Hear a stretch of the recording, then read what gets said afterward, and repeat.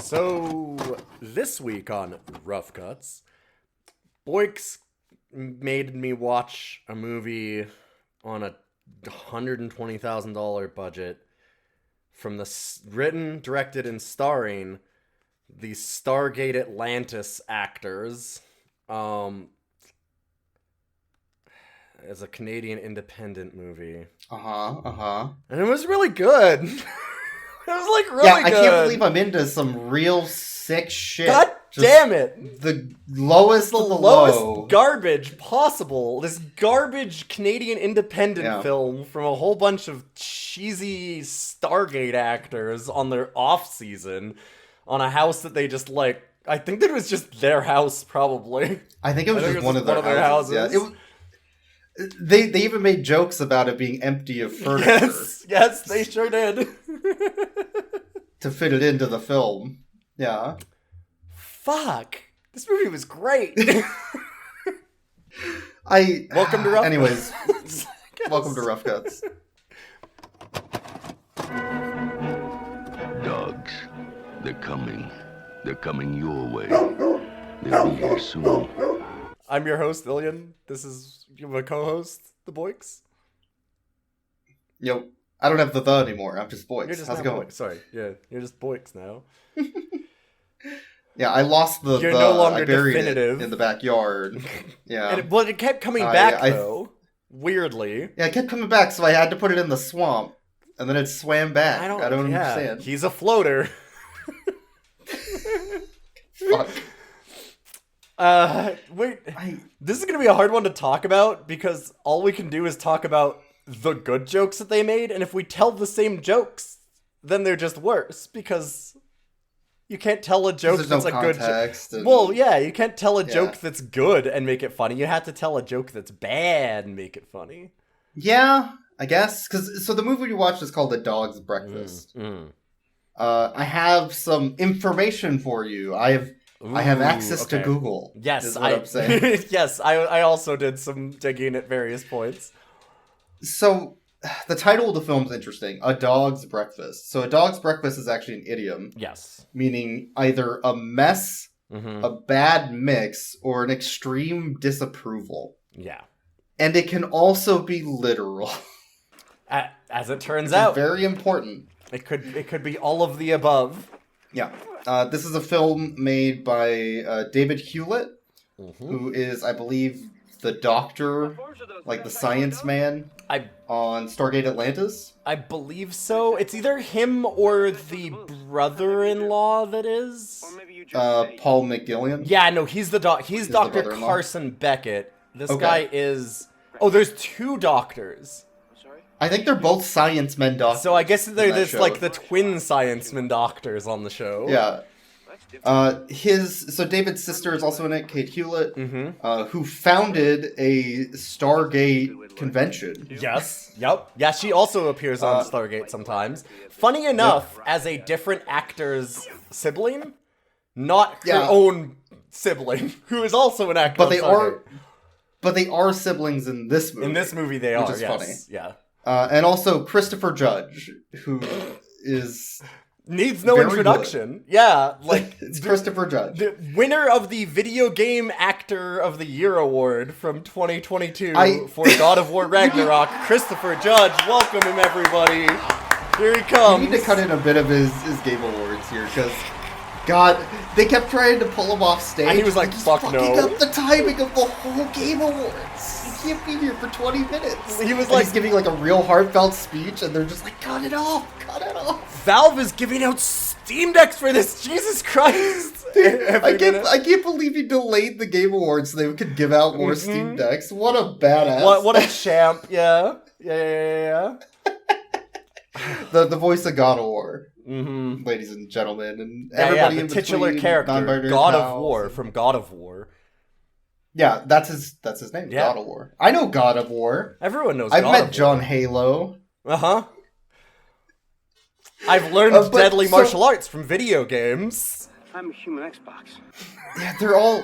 Oh my god. I'm like a real-life Xbox.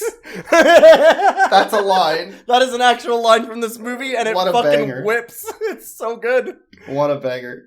But so it's the actors from Stargate Atlantis. Yes. On their off season, rented a house or just had a house that was empty, and they got together with a crew of like 30, 40 people, and just made a movie over 2 weeks. Yes. On a very low budget. The whole movie's shot in one location, which is really hard to do, especially over the course of like an 80-minute movie, 90-minute movie, whatever you want to do, right? And it's hard to have an engaging story in one location, I think, unless the writing is very good and the acting is very good. And it is both of those things. And it's both of those, somehow. But they did have one second location, which is the space drama. Oh, yes, yeah, they did. Which is making fun of Stargate. Yes, they made fun of Stargate the entire time by having the one character be a lead actor in a space soap opera. Yep. And they shot it on the Stargate set. They started on the Stargate set, yes. Yeah, they actually borrowed a lot of the camera gear and stuff like that. Like, basically... he talked to one of the producers on Stargate and said, I have this script, I want to do it over, like, the off-season kind of thing real quick. And he's like, can you help us with it? And so they almost borrowed in a way, like, they were just like, okay, we'll give you funding where you can just take, like, all of the off-season Stargate, you know, gaffes and, like, best boys and all the camera people and stuff, and, like, just take all the cameras and do all that shit, and you can just, like, have it for 2 weeks. Just go nuts. I feel like this movie has the spark of magic that Dogman 2 had for me. Yes. Where it's just like, it's some indie production where they have a very clear vision and a very tight script. What? And a lot of dumb bullshit. I don't know if Dogman 2 had a tight script, but... No, it did not. No. Do not get the wrong impression from this. Do not watch Dogman 2 with that in mind. Dogman 2 is the magic of somebody who is earnest but has no actual idea what they're doing. This movie is done by somebody who is very professional and understands what they're doing and does a great job of it. It has setup. Yes. It has... setup that actually matters. Yeah, and like... because there's payoff. Very long con setup. Like, there's like themes in the film, which is... especially for like a comedy? Because this is very much a comedy throughout. Yeah, I've seen this listed as a comedy horror, like a black comedy. But the horror element I don't really get. There's no horror. There's no horror at all. I will There's say like black a little comedy. bit of... I wouldn't even say thriller. It's like psychological comedy. Yes. Yeah. One review that I looked at that I immediately connected with that I saw while I was just kind of like doing research was calling it a bit like it had some of the Telltale Heart in it. The Edgar Allan Poe story where the guy buries the body underneath the floorboards and like his own psychoses. There's that type of thing for sure, because it's him fighting with himself. Yes, it's his own, he gets caught through his own psychoses, not through any actual investigative work, right? Like, it's just all in I his was mind. making, Cask of Amontillado jokes, because Montresor, please. There's moments, not exactly that, but that type of feeling of like, oh god, you know, this is way darker than I was expecting. But it doesn't treat any of the dark as like super serious at all. It's very much a comedy. Very much. And it's almost in the vein of something like an Airplane, just in the style of like the comedy is often very dry and it is often like very, very fast. So what I mean by that is that like it's blink and you miss it jokes, because the jokes are literally nonstop. It is every second line is a joke, and like, so even if only half of them land, and I think more than that many do in this, there is always another joke to look forward to, and it ends up being quite special because of that. Like, if that joke doesn't work for you, just wait 5 seconds, because there's gonna be another one. There will be another one, yeah. It's just a joke a minute, snappy. It's good stuff. Yes. There's so much to like about this movie, and I don't think I've ever heard of this. No. It feels like it should be more popular than it is. Like, it's got Stargate actors, it's got good writing, it's very funny. It's that dark humor that usually hits it with, the underground type of B-movie schlock. Dark, dry wit, yes, yeah. Yeah, I'm like, why don't people like this movie? Or maybe they do like it, but nobody talks about it. What happened? Yeah, I don't know. I mean, the marketing budget for it, one thing that I did read was, to give you an idea of how indie this film was, is that he was like, I can market it at, like, Stargate sci-fi conventions, and he did an $8 a month YouTube marketing blitz in 2006. So 2 years after YouTube started, he ran his own YouTube channel for $8 a month was his budget to, like, promote this movie. And I mean, like, but it's great. Like, this movie is very good.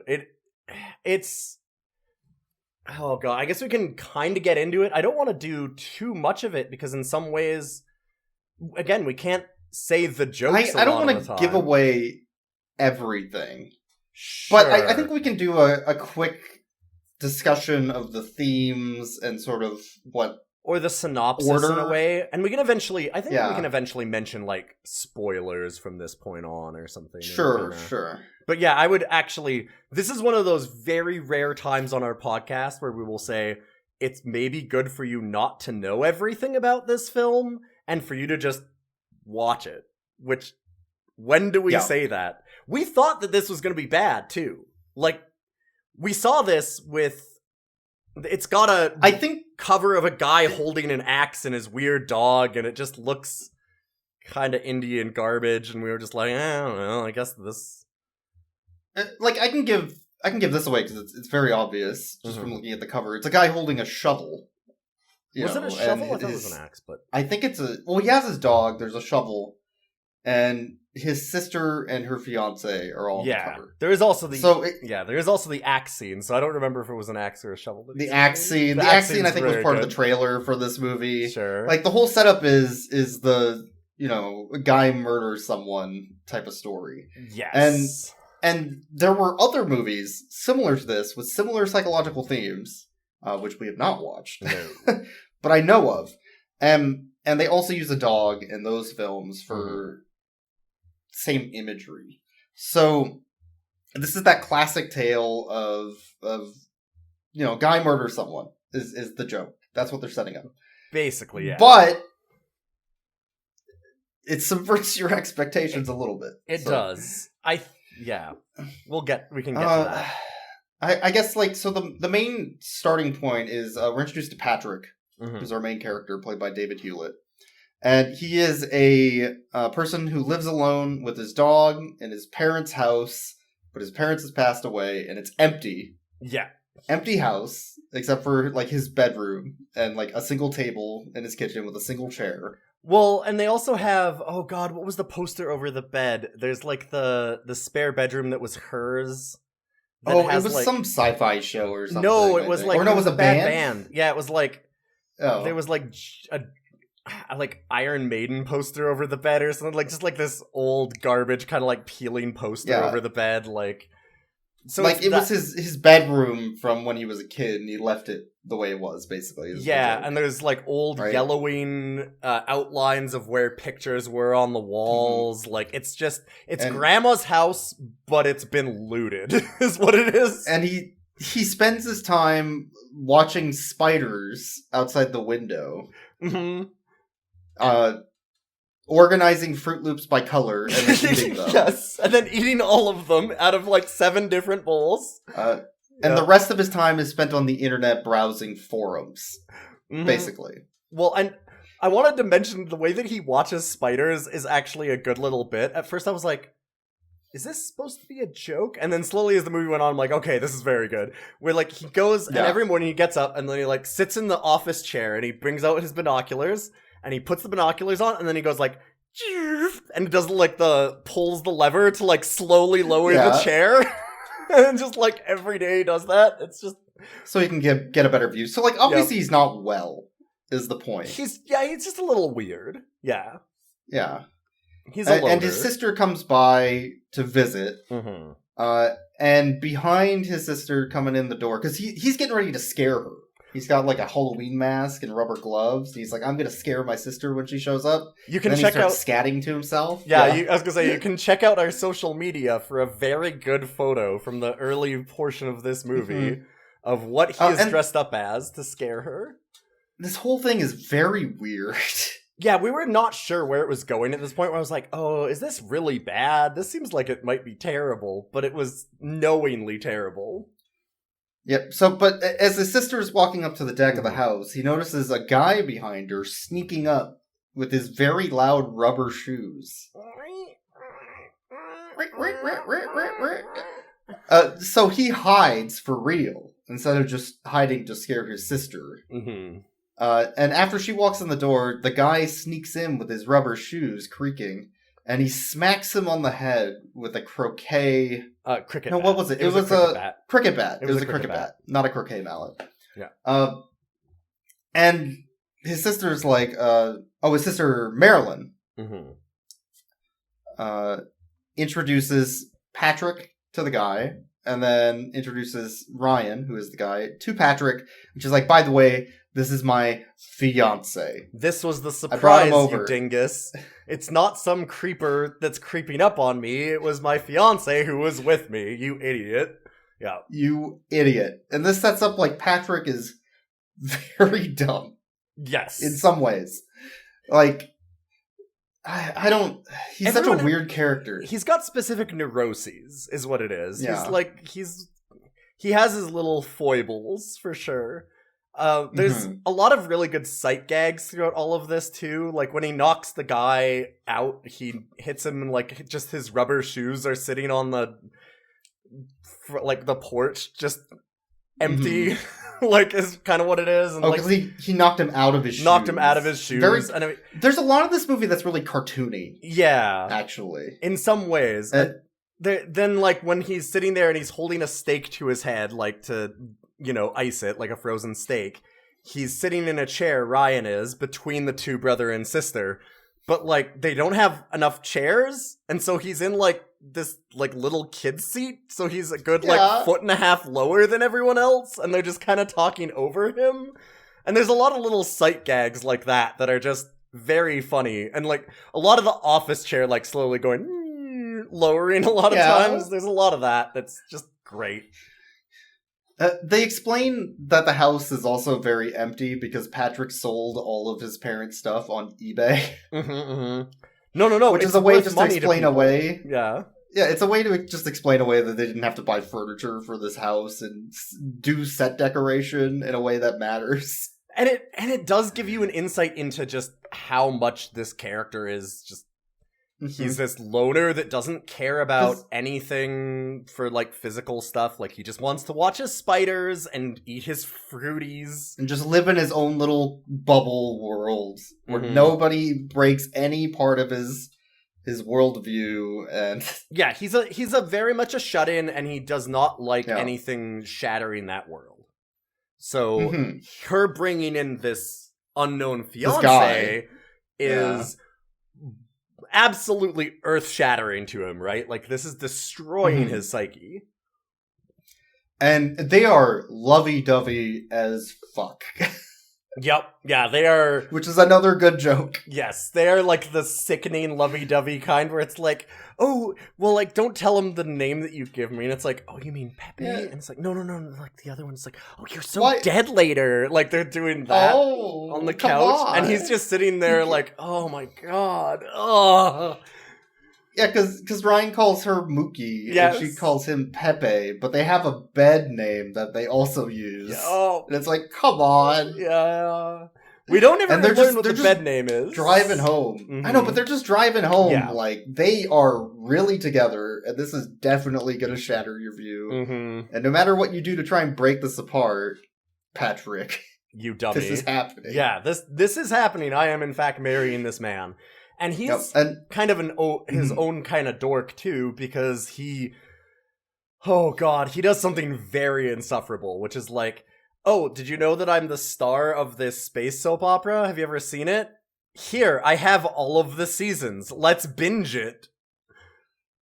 The funny part about that is it looked like he burned the seasons on, like, DVDs. Yes! Yeah, they show shots of them later that are very obviously, like, labeled with marker on blank CDs, like, yeah. You didn't even bring him, like, actual... No, he just stole his own show. Which is very good. Yeah, there's... Actually. And I think that it's, like, honestly, all those little bits like that, I think are actually knowing things. Like, I think that they did that on purpose. That they were like, okay, well, should we, like, mock up something for this? And it's like, no, it's better if it's not. It's better if it looks like garbage. The fact that they put in so little effort actually pays off. Yes. Because it fits the character as written. Mm-hmm. And it's a good joke. Yeah, I like it. I like it. But Patrick not only hates him because he's trying to marry his sister. Yeah. And ruin and shatter his closed life. But also that he's an actor, and actors do nothing but lie for a living. Which is something he keeps saying. She won't know what hit her because the guy is a professional liar. She's like, well, no. Like, I know that he's not lying. He's like, no, but he's a professional. He's an actor. He does it every day. You don't understand. He's so good at lying. Yeah. You don't get it. Like, he's such a shut-in. He just doesn't connect with that. Yeah. Yeah, you can tell he's, like, not very familiar with just social. People. Yeah, no, he's they're social. Yeah. He's a total shut-in. He wants to sit and have his life with, like, they show his life, which, like we said, he sorts out his Fruit Loops, he feeds his dog, he watches spiders, and then he goes to sleep again, and he's extremely happy doing that, which ain't nothing wrong with that, but yeah, like, that's his life, and this is a huge upset to that. Yeah, so Ryan makes some breakfast, which is a huge stack of pancakes, bacon, eggs, everything else. He just pulls it out of the oven. It's already done. As Patrick is basically just, I don't know, I guess he's just hassling him in the morning. Yeah, he's constantly about kind of the being breakfast he's making for Marilyn. Passive-aggressive and more aggressive than passive. Yeah, absolutely. And then, as Ryan's outside, setting up Christmas decorations, because it's Christmas, clearly. Yes. He overhears Ryan take a phone call, and he hears him say on the phone, "Baby, she's nothing to me. Once this is all over and she's gone, we'll have it. We'll have all the power together. Yeah. All the power, and all this other stuff. Mm-hmm. And in passing, Patrick hears this, and he's like, oh, he's gonna kill my sister. Yeah. For the money. Mm-hmm. I knew it. He's that lying actor. Actors always lie. And this gonna is betray them. Feeding into his made-up hatred of this guy. Mm-hmm. And what he thinks about actors and all these other things. So he comes to the only reasonable conclusion he can, which is that he must murder this man to save his sister. Yeah. Clearly, it's the only logical solution. Definitely the guy is not doing cheesy line reads for his soap opera, which is like the most obvious fucking thing in the universe. The most obvious thing that could happen. Mm-hmm. Yeah. Mm-hmm. So Patrick goes outside, sets up a training dummy, and puts on his gi. Uh-huh. And then, Hadouken, I'm Sub-Zero, Hadouken, I'm Chun-Li, Hadouken. He practices all of his killing blows on this dummy. Ryan comes in. This is a really good joke. I do want to explain this because it's funny. Yes, yeah. But Ryan comes in, he's like, oh, you doing martial arts? Wow, that's cool. Yeah, I learned martial arts. I'm a deadly weapon with these hands. Oh, that's cool. Yeah, I know some martial arts. Where'd you learn from? Oh, you know. Video games. Deadly martial arts punching ones, mostly. That's different. I'm a human Xbox. Really?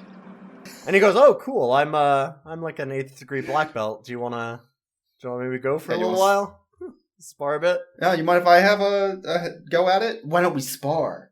I'll beat you up." Yeah. But the funny thing is he puts on the gi from the dummy, which has, like, writing all over it that says kill and don't hit in the balls. Yeah, like, it has all the kill shots and different stuff like that. Yeah, like, this, like, disable shoulder on the, you know? It's such a good joke. Mm-hmm. Mm-hmm. And of course he like runs and goes to do a flying kick at the guy, and the guy just kind of like moves slightly to the side so that he falls on the ground and horribly injures himself. Yeah. And we kind of get like movie. We get a big montage of these kinds of things. He does a setup of like he lubricates the bathtub with with Vaseline so that he can have him go for the shower and knock himself out. Which of course then he tries to like push himself up out of the bathtub and like slips and smashes his head on the side of the bathtub because duh, you dipshit. Like you dumbass. You dummy. And then his sister goes in to go to the bathroom before Ryan kind of thing and all that stuff. He does this setup with like wood chopping where he's chopping wood and he like tells Ryan, hey, just hold the wood for me, and he raises up the axe and there's like this long pause and he's like, it'll be over in a second, and then it comes down and it cuts to black and you hear this scream, and then Ryan's like, you okay there, bud? You hit your leg real hard. Like, there's some real good comedy setups, like you kind of miss nonsense. Me and the wood and hit yourself in the leg there, eh? You doing all right? Yeah, huh? Mm-hmm. It's good shit. I think after this is where I would say spoilers are. Yes. After this setup of him hating this fiancé. Yeah. And wanting to kill him and doing all these things to try and kill him. So, because this is the first if 20 you do not or want 30 spoilers, yeah, if you do not want spoilers, I would cut to about 5-10 minutes from the end of this episode, and get our outro from there. But just know you should probably watch this movie. Yeah, absolutely. It's a lot of fun. That's one cool dog. Ilian here with a brief editor's note. I wanted to mention, in case you were going to watch this movie, before we got into the spoilers section, that there is a brief homophobic, transphobic joke, maybe? We're not even sure if it's meant to be a joke, because like most things that are quote-unquote humor in that vein, they don't land at all. It's not funny. So wanted to mention that. It's only about 20 seconds, but before we do a hard recommendation to watch this movie, I thought that I'd throw that out there. Also, for the spoilers, you'll want to jump to just after 1 hour, 5 minutes. See you on the other side. Hey, cool dog. So, Patrick is helping Ryan set up Christmas lights on the roof. And he's trying to kill him by wrapping a cable around the bottom of the stair or the ladder that he's on, and then pouring a bunch of water in there and sort of fraying the wire a bit, and then plugging it in to try and electrocute him on the ladder. Make him electric ladder, yeah. So he plugs it in, and the boombox on the porch turns on, and he's like, "I'm dance, monkey, dance!" And he runs around acting like he's killed him. But he plugged in the wrong thing, which is very good. So he goes to try and kill him with the right wire, but he gets a call from his sister and gets distracted. So he goes inside. Yeah. And what happens here is that as he's on the call with his sister, Ryan is swaying on the ladder because Patrick's not helping him hold the ladder, and he falls. Yeah. And then Patrick races outside afterwards and he goes like, "Hey Ryan, buddy, like you okay there? You doing all right?" And you just see these legs sticking up out of a bush in a really good shot. It's a lot of the sneakers, the lot of the squeaky sneakers, the shoes feature very prominently throughout this. And he's like, you doing all right? You just a little bushed there, ha ha ha ha. They kind of do. No, but like, oh. And he comes over to the other side, and Ryan is blue. So he goes, I did a murder, and it's like, no, Patrick, you idiot, you did an accident. Just tell people what happened, that he fell off the ladder, and you'll be fine. He died of his own accord through no input from you. No input from you at all. You actually did nothing. Thank God.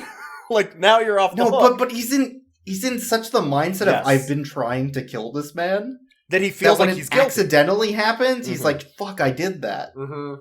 what did I do? Which makes sense for, like, again, all of the psychological stress that he's going through. Yeah.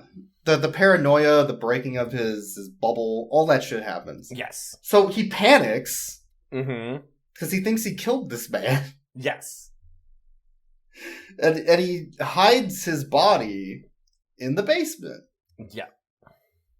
For now. As Marilyn comes home. Yeah, he has to find a quick place to put it, so he throws it into the basement, and Marilyn comes home, and he's like, oh, you know, Ryan went out for a jog, For a jog, yeah. He's gone, yeah. He's gone. Probably not coming back, don't worry about it. See you later. Got some stuff to do with my dog. Oh, by the way, the dog, Mars, is very cute. Mm-hmm. Has those brown eyebrows that you see sometimes on, like, black dogs. Yeah, it's kind of like probably a German Shepherd Black Lab cross, maybe, is what I'm guessing. Because it's kind of like the brown eyebrows something are like that. Kind of like a German Shepherd type thing, but Mars is a really, really good dog, though. Mars is a great dog. Mars is a good puppy. There's lots of cuddle scenes. The movie actually opens with Mars snoring on him and him not able to get up for breakfast because he doesn't want to disturb Mars, which is entirely perfect. Very good dog owner. So he's trying to hide the body from Marilyn, his sister. Mm-hmm. And he notices... I think he puts food out for Mars, but hijinks ensues where Mars is eating the body. Yes. In the basement. So he goes down, he's like, Mars! Bad dog! Leave the dead alone! What are you doing? You can't disturb the dead! And his sister's what are you doing? What's going on down there? And he's like, oh, I'm teaching Mars some tricks. She's like, oh yeah, I'm like what? teaching Like Mars to play dead. To play dead. That's why I said dead a lot, because Mars is being dead.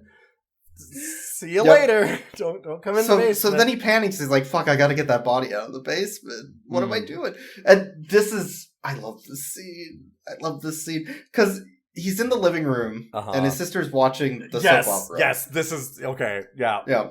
Mm-hmm.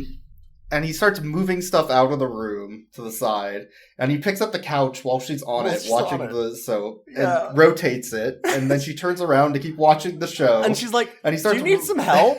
And he's like, no, don't worry about it. I got this. Just moving the whole room around. He starts rolling up the carpet on the floor. I love this too because you spent so long going, rug. What the fuck is he doing? I'm like, he needs the rug for the body. And I realized immediately. It's such a great bit. It's so good. She's like, do you need help with the rug? No. I'm just, cleaning the rug at midnight. Don't worry about it. See you later. Don't worry about it. And so he rolls up the rug, goes downstairs, rolls up the body, and somehow gets it out without Marilyn noticing. Yes. And then he just starts burying a grave for him near a tree in the backyard, and he puts the body in. Yeah. And he's like, what the fuck? How big are bodies? Because he left it with, he did a shallow grave. So when he tries to put if you move dirt out, there's going to be displacement from the body, right? Like, you can't put the same amount of dirt back in. And he doesn't realize that. So it's just this obvious mound of a body in the middle of his garden. And he's, hitting it with the shovel, trying to, smooth it out.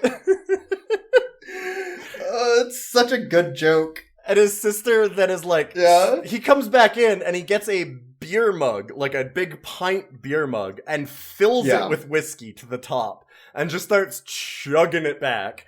And she's like, are you alright? You're kind of, it's midnight, you're covered in mud, and now you're chugging whiskey. And he's like, oh, I'm planting my herb garden at midnight. She's like, oh, and he's like, it's this plant. Good thing. It's looking kind of dead. And he grabs this very, it's like a cactus. It's like a super dead. I think that it's dead. It looked really dead. It was kind of hard to see. This is one thing with this movie is that it is very low quality.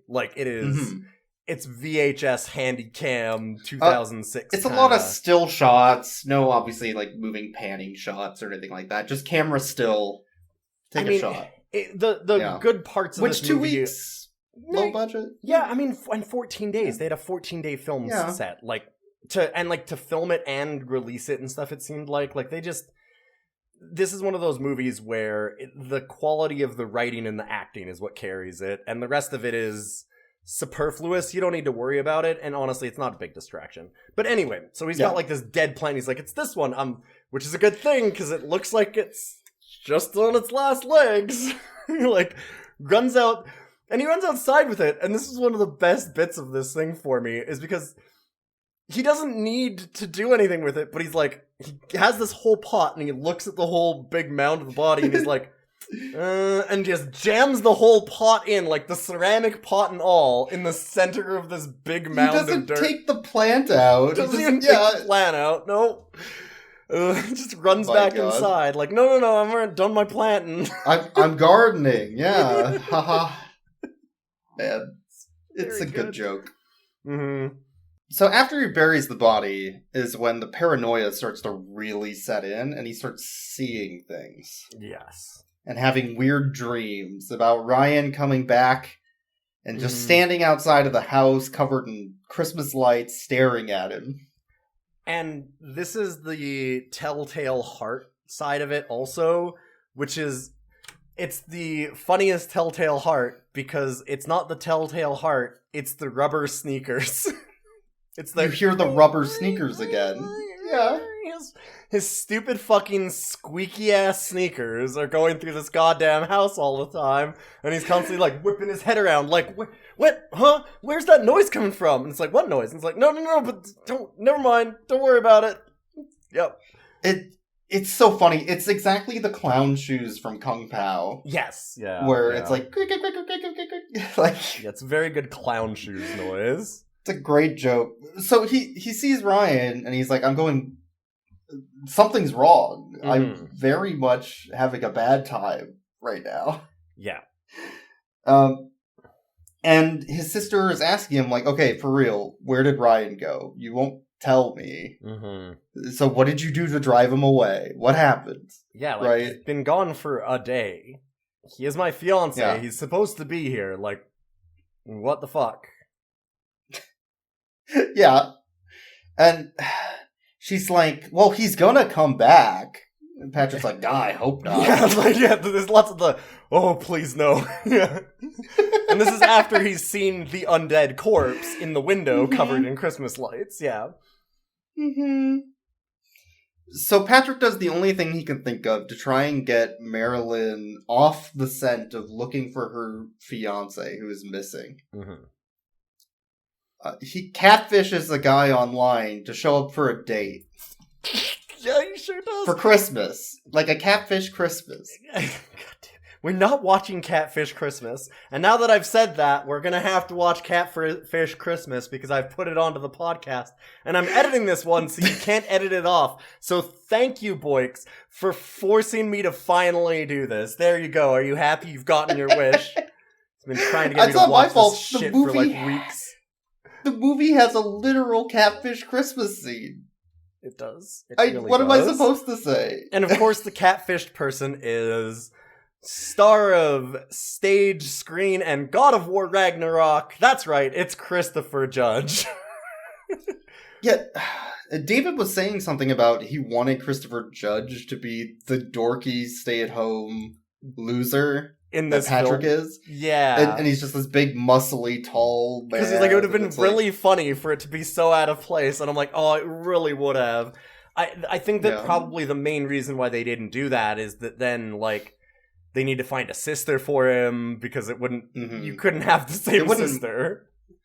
It wouldn't really work unless they were like adopted or something. You'd have to do some extra. You'd have to explain on it, yeah, or get different actress, and then you'd have to find somebody, and then you'd like it opens up a whole. You have to kind of change some things around because like he has his own sister right there that he can act with, so it just makes more sense.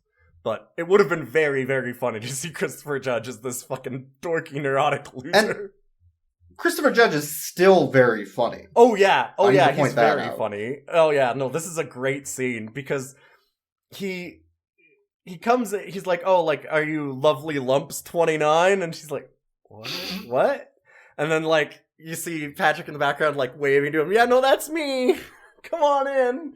And he's got like Oh, this you're here. whole little date for them set up. It's like, oh, quiet, oh god, what was it? Like quiet stoic male or something? Like there was... Something like that.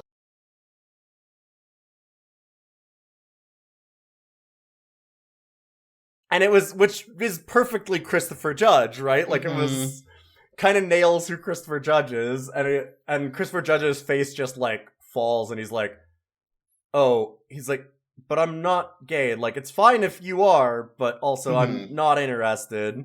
So they do a good job of navigating that and not doing like a joke on that. I will give one warning for people that are watching this. Oh god, I should have actually said that before the spoilers. I might put that in. Yeah, good point. There is one kind of transphobic joke in this. And it I don't know if it, or like homophobic, I don't know. It falls doesn't so land flat, like, it's hard to tell. Like most jokes that are around that kind of stuff, it doesn't make any sense. So it's honestly hard to know if they were even trying to make a joke at that point.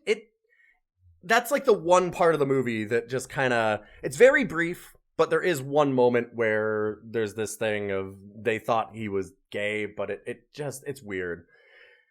Anyway. It doesn't really add anything to the story either. No, so not at all. Yeah, it's very throwaway. It's only for like 20 seconds. So you could probably like generally ignore most of it, and I don't think that it's too bad, but I do want to put that out there. So Christopher Judge goes like, okay, well, you seem like nice people. You want me to come in? I'll have a supper, I guess. Like, hi. And he sits down for this extremely awkward dinner with this woman who has a fiance and the brother who is pretending to be a waiter at a fancy restaurant serving them and like trying to get them to be together.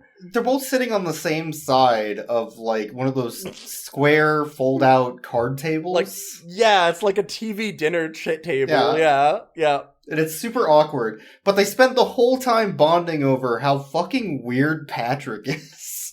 Yeah, like the great part about this is that they don't do it as like Christopher Judge is a creep who actually wants to get with her. He's just like, oh, you seem like a lovely lady. What's with your brother?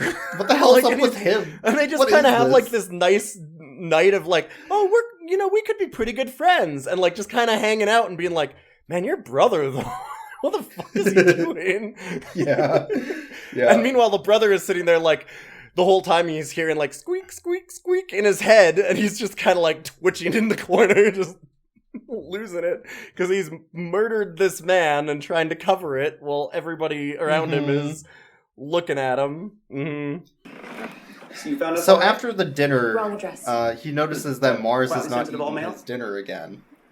And he goes downstairs and he sees Mars, the dog, licking the cartoon outline of blood that was left by the body he put in the basement on the carpet. Because he never cleaned up the blood. He never cleaned it. It's a perfect outline, like a fucking chalk outline in blood. Yeah. So then he makes a chalk outline around it and cleaner. Yes. Not in the middle. Tries to clean it. And all he gets is the outline. Yes, it's just still this big outline of the body, and he's like, nope, that's not gonna work. That's not, nope. Runs upstairs, and there's this weird moment of, like, he grabs a knife, and it looks like he's going to do, like, another murder or something, like, and they kind of do music with it in a way, and you're like, what is he doing? And then there's, like, all this ripping and tearing sounds, and he's got a solution. Cuts the outline out of the carpet, leaving an outline, but no longer a blood outline. And he looks at it and he nods his head and goes, yep, that's perfect. It's just this big Solved. fucking hole in the carpet of an exact body outline. It's just this exact hole. And he's like, no one will suspect a thing. Perfect job.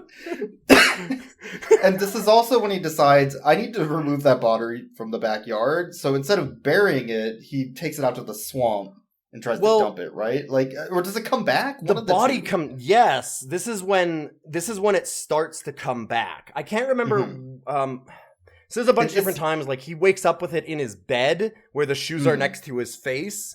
And he's like, what the fuck? And you're like, oh, Mars keeps dragging the body back. That's what it feels like is happening, is that Mars is pulling this body out of wherever he buries it and, like, licking the body and eating it.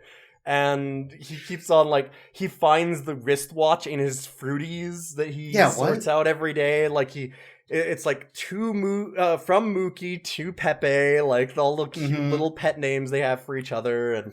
But yeah, he finds the body in the bed, and he's like, all right, gets a dinghy, and like an inflatable little boat, and puts the body in it, and is like, I'm gonna bury it out in the swamp, which leads to a really funny scene to me.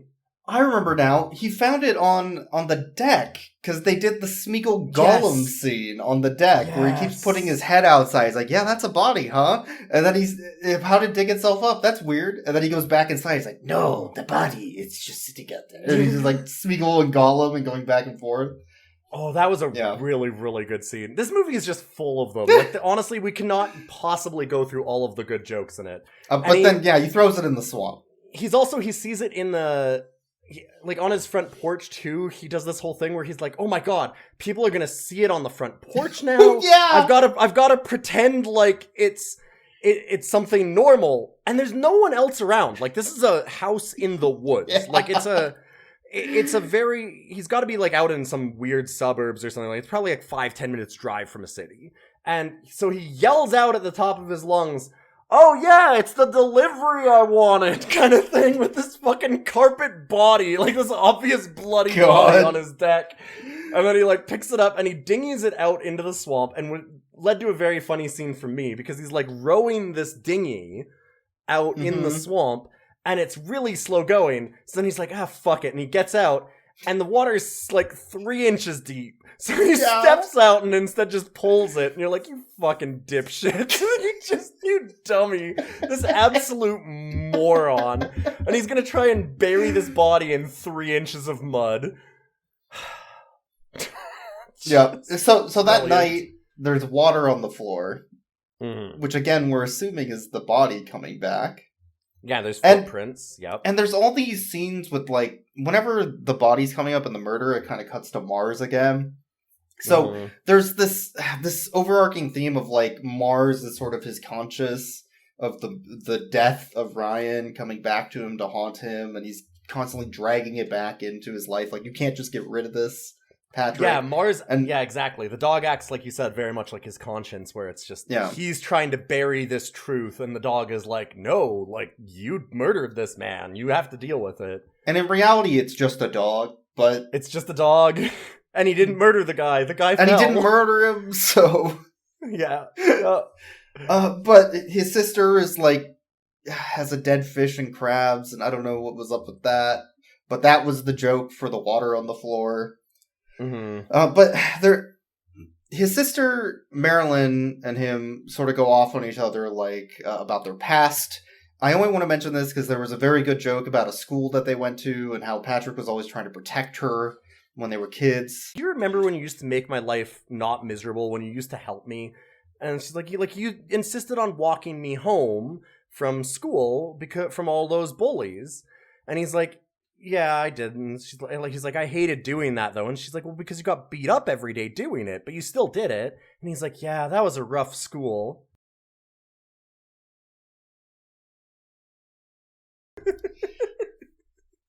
It's like, I'm thinking, like, middle school, maybe. No, daycare. Lots of good little bits like that throughout this, where it's like, oh yeah, Tiny Tots daycare, man, rough school. So Marilyn decides to call Ryan's aunt, who is a detective? Scottish police detective in Canada. And she's going to come by the next day. Scottish people don't exist in Canada. Okay, that's true. Listen, we like to play jokes as Canadians. We lie about a lot of things in our stuff, right? We don't have milk and bags, and we don't have Scottish people. I get it. Yeah, you're an actor. You do that for a living. Yeah, I do it for a living. I lie. I get it all the time. I'm sorry. But so the aunt's going to show up the next day, and Patrick has sort of a meltdown about this. And the next morning, He's in the bathtub, which is covered in Vaseline, and taking a bath. And Marilyn's like, "Hey, the aunt's here. You should come out. She has questions for you." The detective has questions for me? Why? It's not like I murdered someone. Like, oh no. And he stands up in the bathtub in shock and holds a little rubber ducky over his dick. Which, like, David he's in full frontal nudity. Full frontal and back nudity in this movie. Yes. And he holds a little rubber ducky over his dick, and of course does a little like squeeze with it, which God damn it. But so he tries to escape by jumping out the window nude.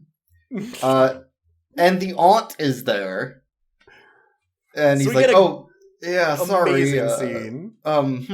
Yeah, this is awkward, huh? Yeah, that's weird. Jumping out the window after my nephew's gone missing. That's odd. Huh? Yeah. Oh, where were you going? Oh, you know.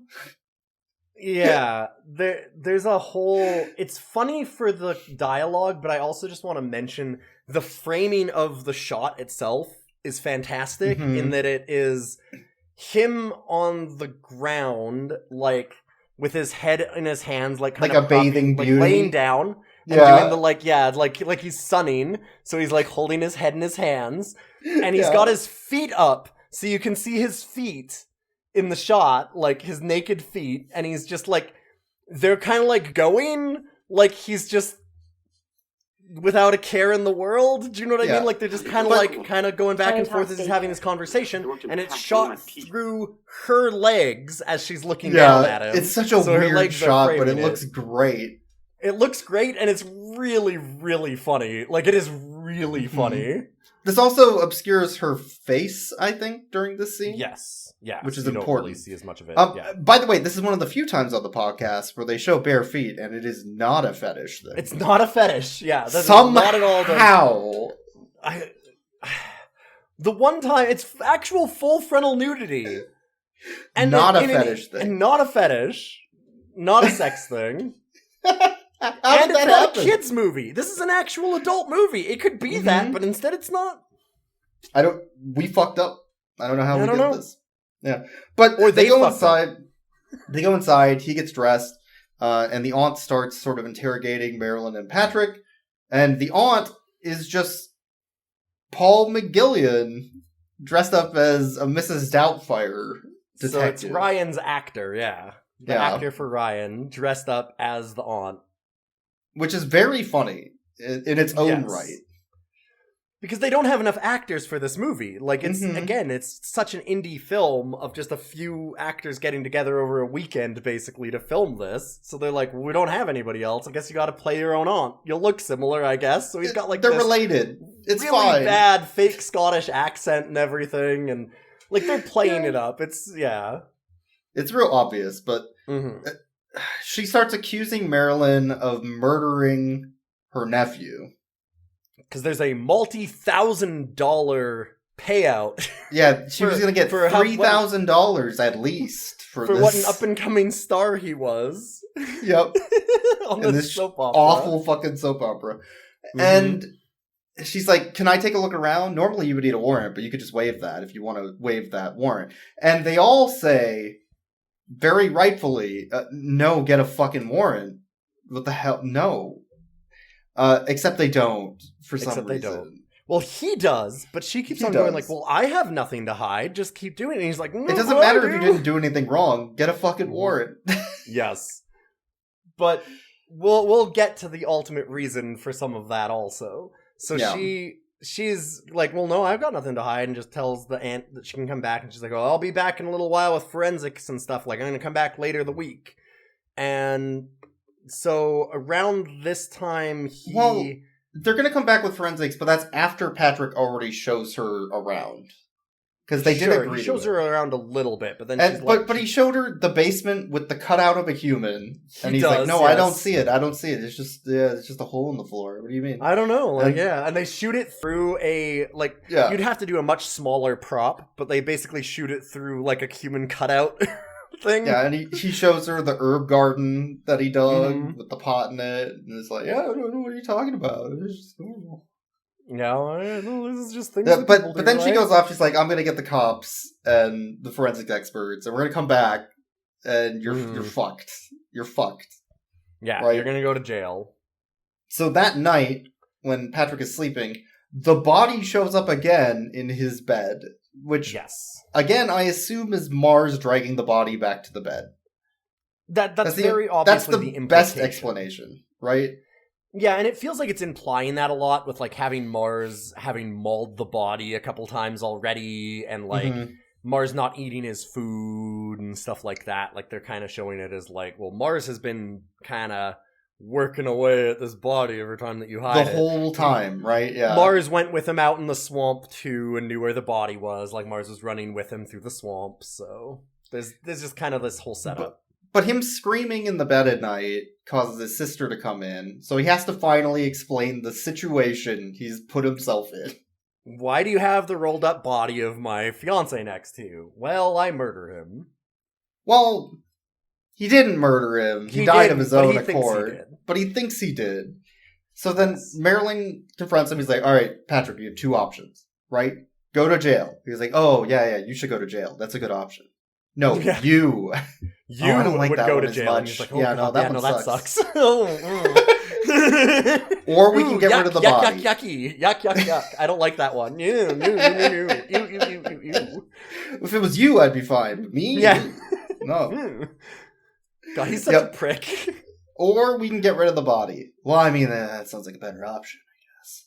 So they go to the shed, the tool shed, which has all these murder weapons that we saw earlier, and saws and stuff, and it's very Every fun. time that he's making his plans to murder this man, he's in his little tool shed. And Marilyn grabs the saw, and they have a big discussion about cutting up the body, and Patrick's like, I cannot do this. I don't want to see this. I don't want anything. This is gross and icky. And she goes, okay, well, that's fine, I'll do it. Which is kind of a joke. She's really also cold. Yeah. And also a setup for what's going to happen, because earlier on, like, there's a lot of talk, and he's like, these are not the actions of... At one point, he even yells at her, he's like, these are not the actions of a vegetarian! Because she's a vegetarian. She's very firmly a vegetarian, and she even talks about, like, oh, I don't want to eat anything with a cute face, is what they discuss, and he's like, Ryan's got a cute face? What are you doing? Why would you do this to him? And she's like, it's fine, it's just his body. Going through it. And he's like, oh my God, I can't watch this. I have to leave before she starts cutting into it. So then you hear her going away at this body until all hours. And the next scene is her with a big bowl of raw guts that she's gotten out of the blender. And she's like, well, best way to do it, we'll feed him to the dog. A dog's breakfast. So, like, the dog's again, wrap it back around to the title. Yeah. Dog's already been eating him. Why don't we just continue that and then he'll be gone? And he's like, I don't think this is sanitary. Like, we can't do this. And she... Don't you have a thing against eating meat? What is this? Yeah. Yeah. She decides also that, like, well, one dog's not enough, so she puts a bunch of meat out on the porch and lets the other neighborhood dogs... Having all the neighbor dogs show up is such a good joke. It was a really good joke. Yeah. Because I wasn't expecting that at all. No. So she feeds the body, and then I guess, like, Patrick confronts her. Like, how could you? Mm-hmm. Ryan was a good guy. I liked him. I watched his show, even though I lied and said I didn't. Yeah, and she goes, well, this is your fault. She's like, I didn't want to do any of this. You're right. He was a good guy. He was my fiance, and I loved him very much, and you took all of this away from me, and now I'm only doing what I absolutely have to stay out of actual literal prison for the rest of my life, because you've made it look like I've murdered him. Stupid fuck up. Yeah. You dumb motherfucker. And so she's forcing him to confront the thing that he did, and also to, at the same time, he has to be the one to constantly defend Ryan and be like, well, but, like, you know, like, Ryan was a good guy. Like, he bought me a book of spiders. You did. For Christmas and all this kind of stuff. Like, and you're just being so cold about this. Like, I can't understand it. And this is where the movie falls apart. Yeah. They didn't know how to end it.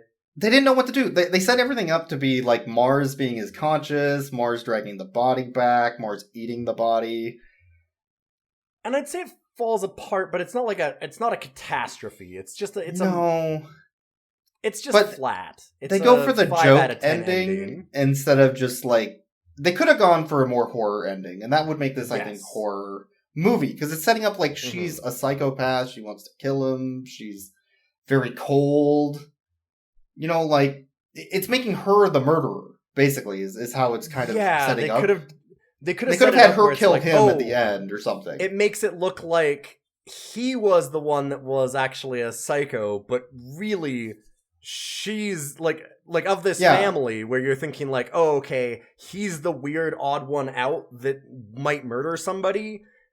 No, it's the normal, well-adjusted, quote-unquote. But when he starts confronting her about how cold she is, that's the opportunity for her to be like, well, I have to clean up all the loose ends. You know? Yeah. And then that's how the movie could end. Yeah, I do think they could have done that.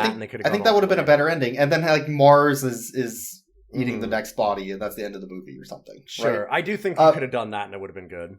But instead, they took the comedy route and made it more lighthearted, which is fine. I'm a sicko. I am also a sicko. That was my first thought too, is that I'm like, man, it would have been great if they'd have had her be the real psychopath and end up murdering everybody to cover everything. Yeah. No, but instead, Ryan is alive, and Ryan's aunt being the same actor was actually part of the plot. It's a meta joke, yeah. And he is the same actor because it's literally Ryan. And this was all just a setup where she called him on the phone to get him away from the ladder because they had choreographed a stunt where he would fall off the ladder and into the bushes. And then while he was on the phone, she was on the other end, but doing Ryan's makeup because we didn't get into that. She's his makeup artist. That's how she met. As she works in the movie industry also. Oh, yeah, because that was talked about at the weird, creepy dinner. Yes. With Christopher Judge. Yeah. There's nothing wrong with being a makeup artist. That's a great profession. What are you talking about? Yeah. Christopher Judge is just very approving and normal in this, and it's great. It's like, it's the weirdest situation, and he's just like, handles it like a champ. But so she does all of his makeup and makes him look dead, and then when he goes to bury the body, this part was kind of funny. She's like, oh, well, you know, he's like, well, what was I burying? And she's like, well, you know, I had this doll here. And he's like, what is that? And she's like, oh, it's a sex doll that I had around. It's very useful. It had some sort of inflatable sex man? Yes. Yeah. Yes. I filled it with water. Yeah. So it was heavy. Filled it with water so that it's heavy like a body, and wrapped it and like swapped it out when he went to do, like, Ryan pretended to be dead, and then he wrapped it in the, rug, and then they swapped Ryan for this fake man, and then just keep on putting that in the bed. And because he doesn't open it up because he doesn't want to see the body, he just wants to see the sneakers, they just have to leave the sneakers on it and make this dipshit keep burying the body. It's like a Scooby-Doo joke or something. A little bit, yeah. It's very weird.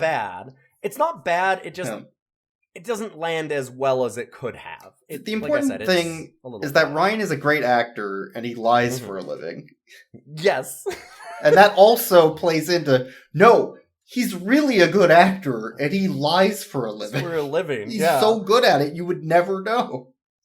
Yes, this is all just a setup from them because they're like, we're going to make you like Ryan. You have to defend Ryan because this whole thing's very manipulative. It's actually awful when you think about it. Yeah, it's a really, really terrible thing to do to somebody. But anyway, so they do that to him, and then Ryan's sister comes over, and he likes Ryan's sister. This was the part that sucked. Oh, this sucks too, yeah. Because they hug it out, but Ryan's sister comes over to help them... oh no, she's hot. Do something, with and then wedding. She's hot. With the wedding. Oh, with the wedding. And Patrick falls in love with her, and she's super into him. So now Ryan needs to kill Patrick to get him to stop dating or wanting to date his sister. So I'm like, the joke is, I guess they flip it around where he's the dick now, and I guess, but the whole thing is just a very bad ending. That particular part is bad. I won't make any excuses for that. I think the other one is like medium, but not bad. But like this part actually kind I of think sucks. the other way you could end it is that after all of that and the reveal, Ryan dies anyway. Yeah. That's a more dark ending. Oh god, that would. But it would be funny. Good. Yes, yeah. If he just like, all right, well now I've done the joke, and then he like trips and falls out like off the balcony or something. And then it's like, because it resets Ryan? it, so now they have to do it again, right? Yeah, like, yeah. And that's a good ending because it's just like the punchline at the end of the joke. I agree. That would have been There's a few things they could have done. Really though, I only felt like the last like minute or 2 minutes of this film are really bad. Yeah. And then the rest of it is like, there's like 5 minutes at the end that aren't great, but not bad. And then the rest of the movie's fantastic. So it's still well worth a watch. Like it's very, very solid. So I guess that's a dog's breakfast. Let's go ahead and rate the dog, Mars. Mars is a very good boy. Gets so many pets. Loves to cuddle. Will eat anything. Just a very not a picky eater. Yeah, relaxed, friendly pup. I would give Mars with the flow. Yeah, at least a 12 out of 10. That's a good dog right there. That is a fantastic dog right there, and because we said no spoilers, I can't say some of the best things that I was going to. Mars is a very loving puppy, and absolutely loves Ryan, and with lots and lots of loves and licks and pets were had by everybody, I think, is what... I think that's the important thing. I want to mention. Yeah. Mars is just a really fun puppy, out in the swamp, chasing after sticks and stuff, while our main character is doing his thing. And that's Dog's Back Breakfast. You can check out our social media stuff. As I mentioned earlier, I put up some screenshots even from the first few minutes of this film. I had you pause and go back and took a screenshot like 5 minutes into this and was like, we gotta put this up because softly scatting as the closed caption underneath that image is mwah. One thing we need to point out too, there were some jokes about a website where he ordered Christopher Judge from. Yes, or where he like catfished him, and the subtitler put their own website into the subtitle there, which is not what was said. No, as a joke. Which was a funny meta joke. It's a very good meta joke from the subtitler. Yes, yeah. When we watched this on YouTube, but. Yeah, you can check out, like I said, we have it on Twitter. It's at Rough Cuts Cast. We're also on cohost.org, Rough Cuts. And you can, of course, help us out on Patreon with Rough Cuts Cast as well. So we really do appreciate that. Most of the time we have to pay for these movies. This is a movie that I would have gladly paid for, so, at least there is that. This is one of those very rare circumstances we found an absolute gem in the rough. This absolutely had a DVD release, so... there's copies out there for sure. Yeah, I highly recommend watching this. If you're a fan of if you're okay with a show that is very obviously shot on, this is basically all of the production quality of a mid-tier YouTuber doing a short. If you're okay with that though, it's great. If you're a fan of snappy writing and some dark humor and a little bit of dry wit, it's really good. I loved this film. This movie was really good. I was laughing my ass off the entire time. That's it for this week's. Definitely still there. So, that's not going anywhere. What do you do now? What do you do when the actor you buried unburies himself and ends up on your back porch for everyone to see? For everyone to see. They could be seeing him right now.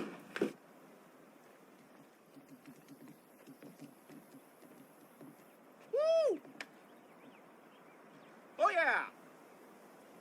That's great that got here. That's just what I wanted.